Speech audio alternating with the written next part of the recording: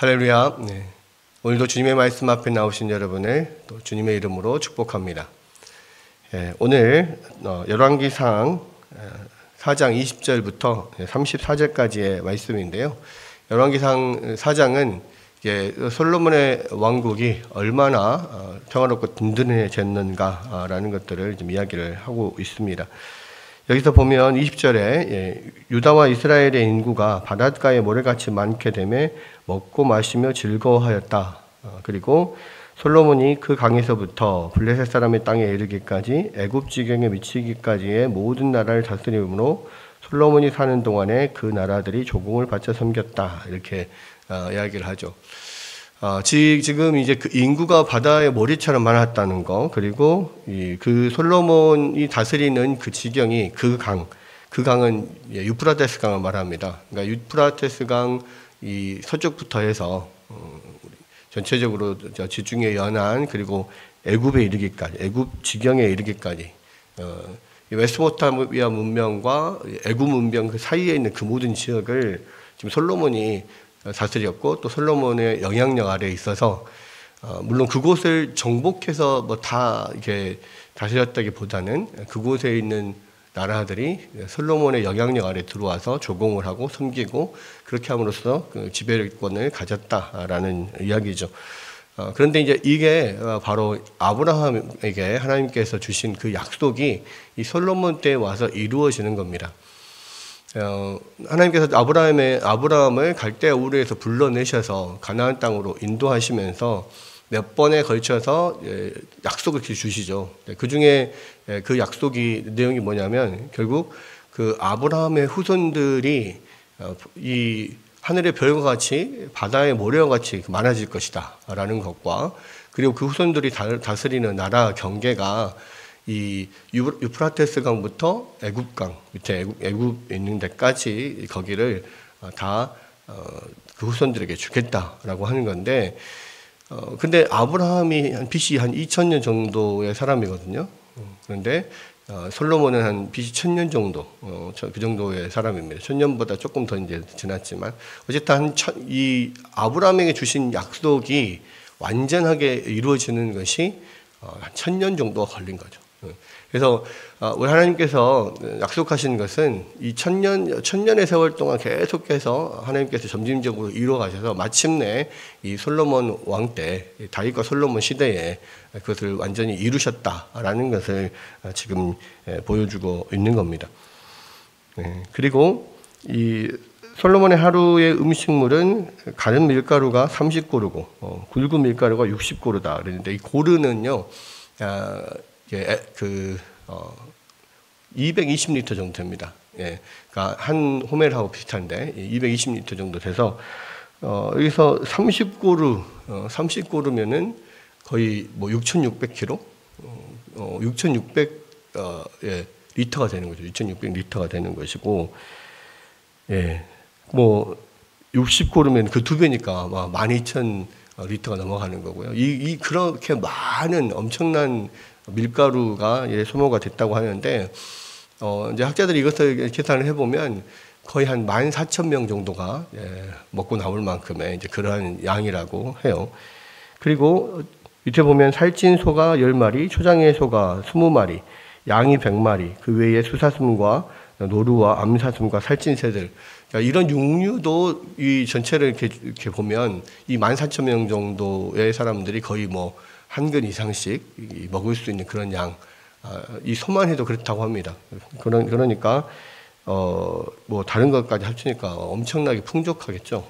그런 하루에 이제 솔로몬이 그걸 다 먹는 게 아니라 솔로몬이 사는 왕궁에서 쓰이는 그런 음식물이라고 하는 겁니다. 그러니까 그만큼 뭐 14,000명, 50,000명 되는 사람들이 솔로몬 왕궁에 머물면서 그 많은 일들을 했다라는 거죠. 그러니까 그렇게 하루의 음식물이 그만큼 들어갈 만큼 그렇게 많은 사람들이 솔로몬 왕궁에서 일을 하고 있었다. 그리고 풍성하게 그걸 누리고 있었다라는 거고요. 솔로몬이 그 강 건너편부터 그 강 건너편을 딥사에서부터 가사까지 모두, 또 그 강 건너편의 왕을 모두 다스림으로 그 사방에 둘린 민족과 평화를 누렸으니 솔로몬이 사는 동안에 유다와 이스라엘이 단에서부터 브아이세바에 이르기까지 각기 포도나무 아래와 무화과나무 아래에서 평안히 살았다. 포도나무 아래와 무화과나무 아래에서 평안히 살았다. 이 말은 풍성한 소산을 누리면서 살았다라는 겁니다. 그러니까 지금 이 솔로몬 왕국의 특징은요, 평화의 나라입니다. 솔로몬의 평화, 뭐 로마의 평화, 뭐 이런 이야기를 하는데요. 로마 제국의 어떤 평화 뭐 그걸 이야기를 하잖아요. 이제 솔로몬 제국도 솔로몬 왕국도 이게 평화를 누리게 되는 겁니다. 이 다윗 왕궁은 정복 전쟁을 통해서 전쟁이 끊임이 없었죠. 그래서 이제 결국 다윗 왕 때 그렇게 넓혀진 그런 영토와 또 그 지배력 아래에서 솔로몬이 그 하나님께서 주신 유프라테스 강부터 애굽강까지의 그 지역을 완전하게 지배를 하고 다스리는 또 그곳에 있는 정복을 하지 않은 것도 조공을 받으면서 그렇게 지배를 하는 나라가 되었고요. 그리고 이 어떤 평화의 왕국이 된 겁니다. 그래서 솔로몬이라고 하는 이름 자체도 우리가 샬롬이 평화잖아요. 근데 샬로몬이 되는 겁니다. 솔로몬 안에 이미 평화의 왕이라고 하는 이런 의미가 사실 들어 있고 그런 어떤 무력으로서 그 주변의 나라들을 막 정복한 정복군주가 아니라 다윗 왕이 정복군주였죠. 그러나 이 솔로몬은 그러한 다윗 왕의 어떤 영향력을 이어받아서 그것을 실질적으로 지배하는 그리고 전쟁은 없었지만 이 어떤 이스라엘의 그런 놀라운 풍성함과 또 솔로몬의 어떤 지혜로운 어떤 그런 통치와 이런 것들이 잘 연결이 돼서 결합이 돼서 그런 주변의 나라들을 또 잘 다독거리고 그렇게 이끌어 갔다라는 겁니다. 그래서 외교 관계나 이런 부분에서도 아주 잘 매끄럽게 잘 하고 또 나라도 잘 다스리고 또 모든 것이 소산이 풍성하고 그런 아주 이상적인 나라였다라는 겁니다. 그리고 또 그 병력들 그 국방력도 엄청나서 솔로몬의 병거의 말이 솔로몬의 병거의 말 외항관이 4만이다. 말이 4만이 아니라 외항관이 4만이라고 하는데 나중에 이제 역대서에 보면은 이제 4천으로 나와 있어서 아마 이렇게 비교를 해보면 4천이 더 맞을 거다. 뭐 이렇게 이제 학자들 말은 하지만요. 왜냐하면 이제 마병이 12,000이니까 마병이 12,000이면 말을 두는 외항관이 4만이면 너무 많잖아요. 그러니까 약간 그런 면에 있어서 좀 그렇지만 어쨌든 그것만으로도 엄청나게 많은 말과 전차들 또 이 마병을 가지고 있었고 또 지방 관장들인 맡은 달에 솔로몬 왕과 왕에 참여하는 모든 자를 위하여서 먹을 것을 공급하여 부족함이 없게 하였다. 그만큼 막 쥐어짜서 이렇게 이 중앙에다 바쳐라라고 했던 게 아니라 그만큼 또 그 각 지방에서 순번을 정해가지고 12지방 관장들이 한 달씩 이렇게 공급을 맡았다고 했잖아요. 근데 충분히 그것을 공급하고 나올 만큼 많은 풍성한 소산들이 각 지방마다 이렇게 맺어졌다라는 거고요. 또 뿐만 아니라 직무에 따라서 말과 준마에게 먹이를 보리와 꼴 또를 그 말들이 있는 곳으로 가져왔다. 그런 것들도 충분하셨다라는 겁니다. 그러니까 얼마나 지금 이 솔로몬의 나라가 든든하게 잘 서 있는가 이런 것들을 보여주죠.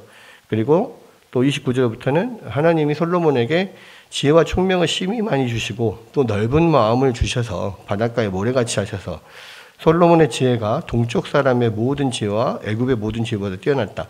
그러니까 그러니까 이스라엘 동쪽에는 뭐가 있습니까? 동쪽에는 메소포타미아 문명이 있고 서쪽에는 이 애굽 문명이 있죠. 그냥 가장 큰 이 메소포타미아 문명과 이 애굽 문명에서조차도 솔로몬보다 뛰어난 지혜자가 없었다는 것입니다. 그리고 모든 사람보다 지혜로워서 당시에 그 지혜로 뛰어난 사람들이 있었는데 예스라 사람 에단과 마홀의 아들 헤만과 갈골과 다르다보다 나았다. 이런 사람들이 그때 당시 지혜로 아주 뛰어난 현자들이었는데 그런 사람보다 훨씬 뛰어나서 그 이름이 사방 모든 나라에 들렸고 또 그래서 많은 사람들이 지혜를 들으려고 또 더 솔로몬에게 이스라엘로 방문하고 그랬던 사람들이 많이 찾아왔다. 뭐 이런 이야기고요. 얼만큼 많은 어떤 지혜가 있었냐면 잠언 1000가지를 말하고 노래를 1005편을 짓고 또 뭐 초목에 대해서 약간 식물에 대해서도 뭐 이 레바논의 백향목부터 담에 나는 우슬초까지 아주 큰 나무에서부터 아주 작은 우슬초까지 또 짐승과 새와 기어다니는 것과 물고기 모든 동물들에 대해서도 잘 알고 그것에 대해서 논하고 뭐 이렇게까지 하는 엄청난 지혜와 학식과 뭐 이런 것들을 가지고 있었다는 겁니다. 그래서 솔로몬이 하나님께서 주신 그런 지혜를 가지고 또 하나님께서 약속하신 대로 엄청난 또 풍성한 강성한 그런 나라를 이루었다라는 거고요.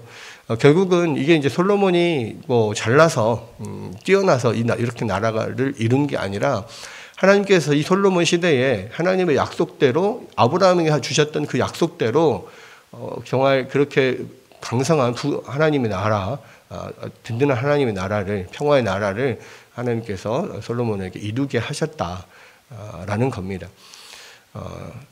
그러나 사실은 이제 이 나라가 이 풍성하고 평화로운 이 나라가 솔로몬 시대가 지나고 나면은 다시 쪼개지고 점점 약해지죠. 그리고 악한 북이스라엘과 남유다로 나눠지면서 북이스라엘도 망하고 결국 남유다도 망해가고 뭐 이런 과정 가운데 있습니다. 그러니까 지금 사실 열왕기서를 쓰는 사람이 이제 전승에 의하면 예레미야가 썼다라고 이야기를 하지만 저자는 정확하지는 않습니다. 정확한 것은 뭐냐?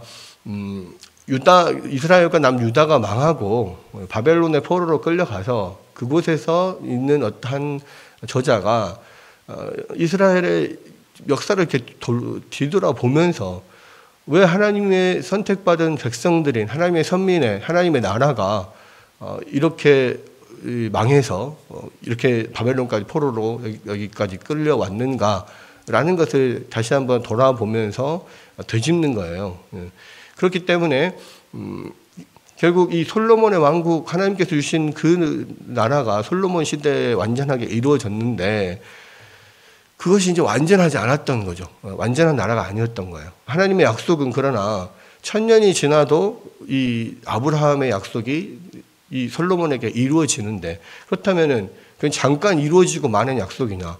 그렇지 않다는 거죠. 결국은 이 솔로몬 왕이 왕을 통해서 보여주는 것은 하나의 그림자였다는 거죠. 이제 그보다 더 완전한 이제 평화의 나라, 완전한 강성한 하나님의 나라가 이루어질 건데 그런 왕이 다시 오실 것이라는 것들을 믿음을 그런 소망을 갖게 되는 거죠. 그게 이제 구약 시대에 메시아를 바라는 것입니다. 결국은 그 완전한 평화의 왕, 완전한 왕이 오시죠. 예수 그리스도가 이 땅에 오시고 또한 그 나라를 완전한 나라를 이루기 위해서 예수님께서 다시 오실 거라 했습니다. 예수님이 승천하셔서 그 아버지께로 가신다라고 하시면서 뭐라고 합니까? 내가 그곳에 너희가 있을 집을 만들겠다라고 하시잖아요. 네. 하나님의 나라는요 항상 먼저 사람들을 외부에서 민족을 만들어서 한 나라 그 하나님의 나라로 이렇게 옮겨가는 그러한 시스템으로 되어 있거든요. 그러니까 이스라엘 백성들도 애굽 땅에서 만들어졌다가 이 가나안 땅으로 옮겨지잖아요. 마찬가지입니다. 아담도 밖에서 이렇게 만들어서 에덴으로 옮기시거든요. 다 그런 식으로 되어 있습니다. 그래서 완전한 왕이신 완전한 평화의 왕이신 예수님께서 아버지 집에서 아버지에게 너희가 거할 거처 하나님 나라를 만들어 놓으시겠다. 그리고 우리는 이 땅에서 지금 하나님 그 나라의 백성들을 지금 만들어 가고 계시는 겁니다. 그래서 예수님께서 다시 오실 때는 이 아버지 집에 만들어 놓은 천국 그 나라로 이 땅에서 만들어 놓은 백성을 이끄시는 거죠. 그래서 우리가 그날을 기대하면서 우리가 이곳에서 살고 있는 겁니다. 하나님의 약속은요, 이렇게 이 성경을 통해서 아브라함 시대에 약속하셨던 것을 1000년을 걸쳐서 이 솔로몬 시대에 1차적으로 완성해서 보여주셨고, 그리고 지금 그때로부터 지금 우리가 예수님 오신 이후에 2000년을 기다리고 있잖아요. 예, 곧 오실 겁니다. 곧 이 나라가 이루어질 거예요. 그래서 우리가 그 나라에 들어가기까지 우리가 하나님 백성으로서 이곳에서 잘 지어져 가는 것입니다. 우리가 그 나라를 생각하면서 고대하면서 이곳에서 하나님의 백성으로 잘 지어질 수 있도록 주의 말씀과 또 기도로 늘 또 주님을 닮아가는 그런 삶으로 하나님의 백성답게 우리가 이곳에서 지어져 가야 하는 것이고요. 또 한 가지는 우리가 예수 그리스도를 믿는다는 것도 결국은 이 나라의 개념하고 비슷한 거예요. 이 백성들이 만들어져서 하나님의 나라로 들어가는 것처럼 우리가 예수를 믿는다는 것도요. 우리가 예수 그리스도를 믿고 이 예수 그리스도 안으로, 예수 그리스도라는 나라 안으로 우리가 들어가서 그곳에서 사는 겁니다. 지금 우리가 영적으로 보면 우리가 예수를 믿는다는 것이 예수 그리스도의 나라 안에 들어와서 사는 거예요. 우리가 이곳에서 살지만 사실은 예수 그리스도 나라 안에서 영적으로 살고 있는 겁니다. 그리고 그 안에서 이러한 놀라운 평화와 이런 풍성함을 누리고 있는 것이죠.